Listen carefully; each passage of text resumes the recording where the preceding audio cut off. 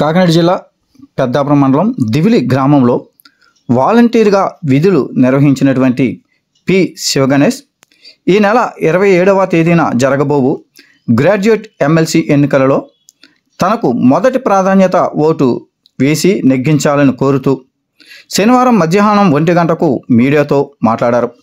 ఈ సందర్భంగా శివగణేష్ మాట్లాడుతూ ఒక పేద కుటుంబం నుండి వచ్చి వాలంటీర్గా విధులు నిర్వహించి ప్రజా సమస్యలపై వాలంటీర్ వ్యవస్థపై గ్రాడ్యుయేట్ చేసినటువంటి నిరుద్యోగుల సమస్యలపై పూర్తిగా అవగాహన కలిగి ఉన్నానని, వీరి సమస్యలపై పోరాడేందుకు పట్టభద్రులు అందరూ ఇండిపెండెంట్ అభ్యర్థిగా గ్రాడ్యుయేట్ ఎమ్మెల్సీ పోటీలో నెగ్గించాలని కోరారు.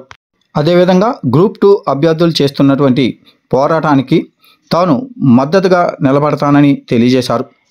శాసన మండలిలో ప్రజల సమస్యలు, నిరుద్యోగులు, పట్టభద్రులు, వాలంటీర్ల సమస్యలపై గళమెత్తి పోరాడడానికి అవకాశం కల్పించాలని ఈ సందర్భంగా ఆయన కోరారు. అందరికీ నమస్కారం అండి. నా పేరు వానపల్లి శివగణేష్.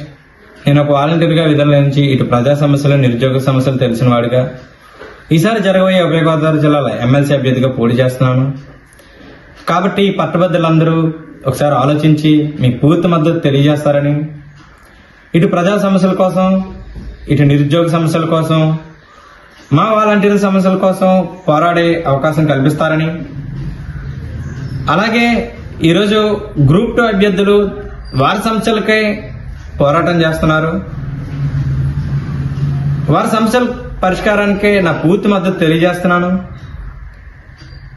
ఈసారి ప్రభుత్వం ఒకసారి పునరాలోచన చేసి జీవో నంబర్ 77 ప్రకారం రాష్ట్ర విధానంలో మార్పులు చేసి వారి సమస్యలను పరిష్కారం చేస్తారని, అలాగే రాబోయే నోటిఫికేషన్లో ఎటువంటి సమస్యలు లేకుండా కృషి చేస్తానని, మన పట్టభద్రుల యొక్క హామీల హక్కుల కోసం చట్టసభల్లో మాట్లాడే అవకాశం కల్పించాలని,